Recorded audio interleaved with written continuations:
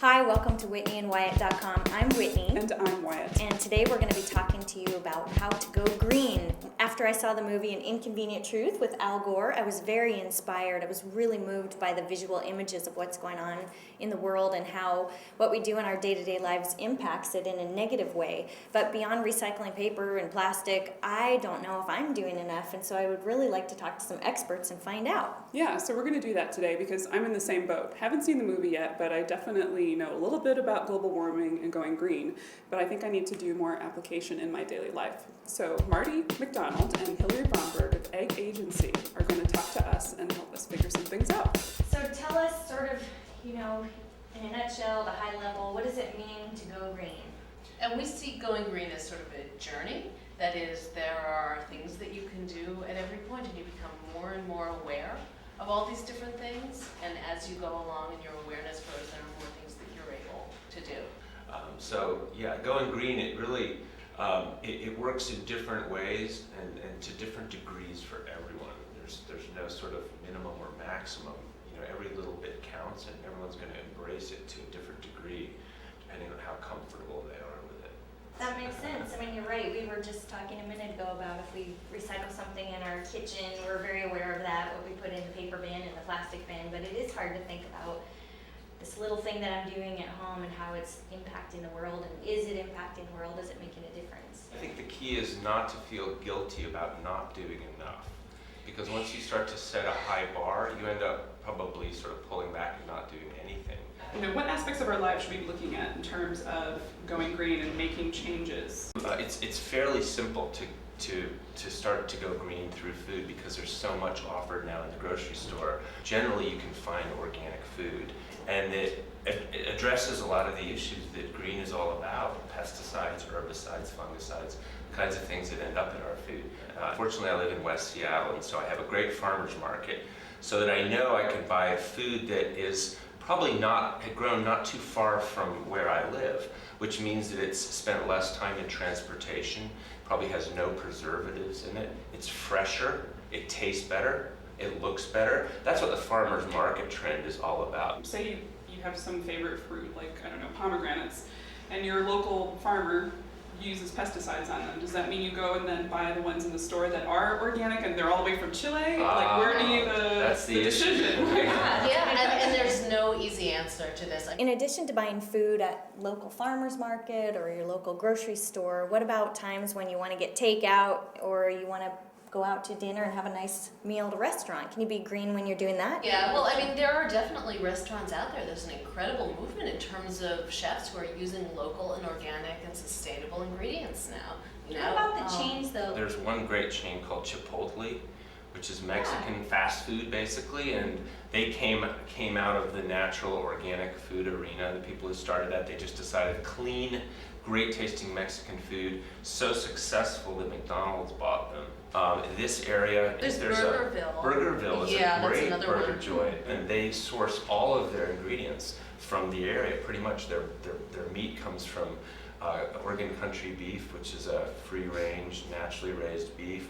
Their berries for their shakes are all Oregon berries. Their fries are from Idaho. I'm getting really hungry. Yeah, you don't have to sacrifice anything. It's not about the tofu and the sprouts at this point. Meat eaters can enjoy it. I do like Yes, I like my tofu, but I like my meat. Yeah, it comes down to sort of, I've been there. I've been vegan, vegetarian. It's when I'm a conscious omnivore. And it's not about deprivation, right. It's about being aware of the choices that you make, trying to eat low on the food chain, but not depriving yourself of anything. Mm-hmm. Right.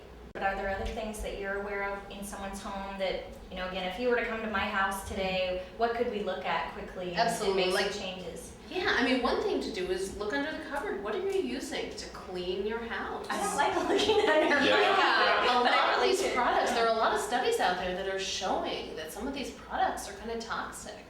And fortunately, there are a lot of great affordable alternatives to the standard stuff that we use. Basically, every single product that's out there, there's an alternative that we can use. We don't have to go back to using vinegar and borax. We can do that if we wanted. There's a company called Method, and they created a great line of cleaning products, and their approach was that cleaning's a chore, And in part because it's sort of all this nasty chemicals, it's become this chore for people. So you know what, let's make a product where it's actually fun to clean. We'll put a good, healthy set of ingredients in it, and you know, they branded it in a way that it's Their actually, bottles are cool they look good, shapes, they yeah. feel good. They you smell know, great. Yeah. It's actually Cucumber, not a yeah. chore. Yeah. And so it's fun to clean the house now. And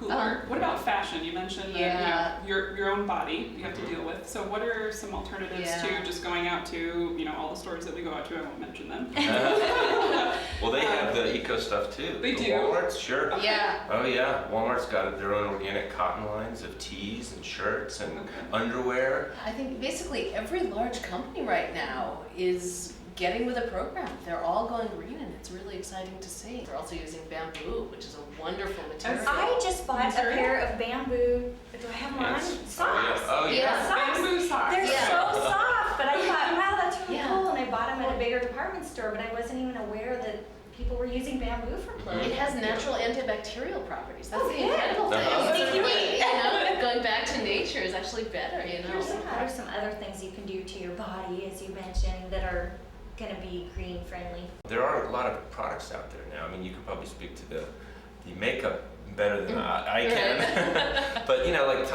Tom's. I think Tom's isn't Tom's doing of any. Maine. Tom's. Right. It started more in toothpaste and soaps, but Burt's Bees Burt's has some Bees good has stuff. lots of makeup Oh, now. they do. I use Yeah, a lot of Dr. products, too. Hauschka has a Sephora lot. has a bunch Yeah, of different brands, Ecobella, don't they? Jane Iredale. Yeah, Sephora has things that are more eco. I mean, you can. It's very easy to find these things. But you're saying Just it like is it. important, as busy as Check. our lives all are, go to websites, check, ask the Yeah. store owners. Exactly. I mean, fortunately, there are a lot of great alternatives.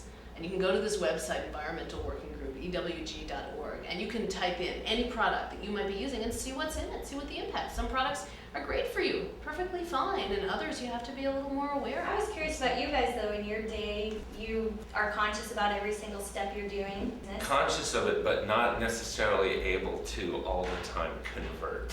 Okay, Yeah, good. yeah, as Yeah. much as possible. So you as try much and do as much, yeah. Like, Yeah. Yeah, at every point, you know. For us, it's about not guilt tripping people, and you know, letting people control their own domains. And again, that journey. It's okay to enter that journey anywhere on the path. That was quite a bit of information. Yeah, I was, but I really liked talking to them. I'm very inspired. I feel like I've been doing a few little things to get me started on the green path, but I feel now like I can do a lot more. I'm very excited now to go to the grocery store and look at some of the products in a different way and jump on some websites and check some things out. Yeah, I kind of feel the same way. I mean, I feel like there are so many things that you can do to go green. It's a little bit overwhelming, but I think the biggest message I got today is that I need to take the responsibility because it's my environment just as it is anybody else's. And so if I go and do a little bit of research and figure out what's most important to me and make those small changes in my daily life, then I can make an impact. Yeah, so we're both going to get a little greener, and we hope you do too.